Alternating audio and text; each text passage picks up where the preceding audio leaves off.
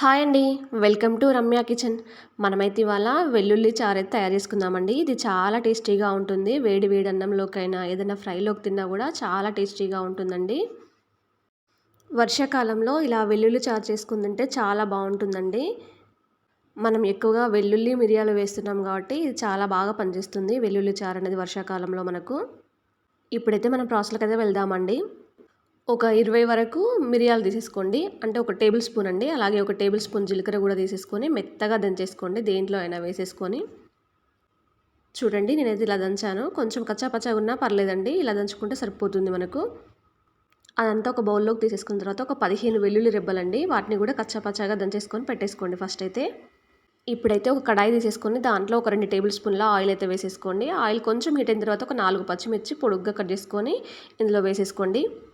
అలాగే 2 కరివేపాకు రెమ్మలు కూడా అలా పొడుగ్గానే వేసేసుకోండి, చుంచి వేయకుండా. కొంచెం పోపు అనేది కరివేపాకు వేసాక కొంచెం చిటపటలాడనివ్వండి. ఆ తర్వాత మనము మిరియాలు జీలకర్ర దంచేసుకున్నాం కదండి, ఆ పొడంతా ఇందులో వేసేయండి. ఇలా వేసిన తర్వాత వెల్లుల్లి ఉంది కదండి, అది కచ్చాపచ్చాగా దంచేసుకున్నాం కదా, అది కూడా పోపులోనే వేసేయండి. ఇవి వేయగానే మనకు ఆ స్మెల్ అనేది చాలా బాగా వస్తుందండి. ఇలా వేసేసి ఒక 2 నిమిషాల పాటు ఫ్రై చేసుకోండి. ఇలా కొంచెం ఫ్రై అయిన తర్వాత దీంట్లో ఒక పావు టీ స్పూన్ వరకు పసుపు వేసేసుకోండి. పోపులోనే కొంచెం కలిసిన తర్వాత ఒక చిన్న సైజు టమాటా అండి, అది తీసేసుకొని కట్ చేసుకొని ఇందులో వేసేసుకోండి. టమాటా వేసిన తర్వాత కూడా కొంచెం కలిపేసుకోండి బాగా కలిసేలా. ఇప్పుడు దీంట్లో రుచికి సరిపడినంత సాల్ట్ వేసేయండి. నేనైతే ఒక హాఫ్ టీ స్పూన్ వరకు వేసేసుకున్నానండి. టమాటా మెత్తబడేంత వరకు కూడా మూత పెట్టేసేయండి. ఒక 2 నిమిషాలు మూత పెడితే సరిపోతుందండి. చూడండి టమాటా అనేది కొంచెం మెత్తబడిపోయింది కదా. ఇప్పుడు దీంట్లో చింతపండు రసం అనేది పోసేయండి.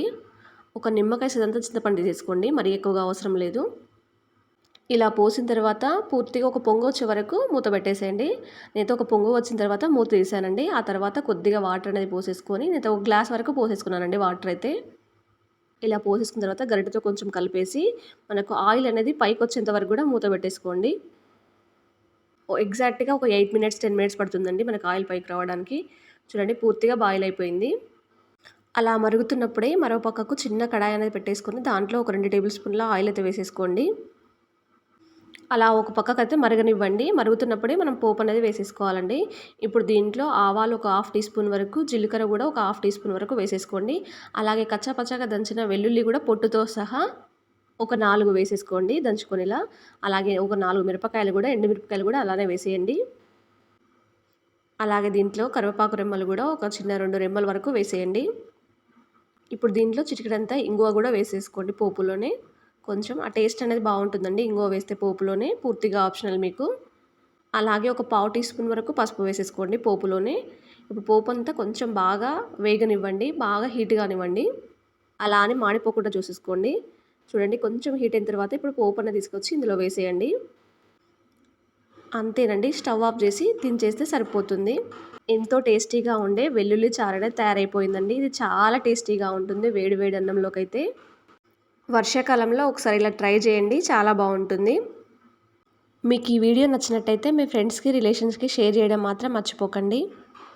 అలాగే మీరు ఫస్ట్ టైం చూసేది ఉంటే వెల్కమ్ టు రమ్య కిచెన్ ఛానల్ని సబ్స్క్రైబ్ చేయడం కూడా మర్చిపోకండి.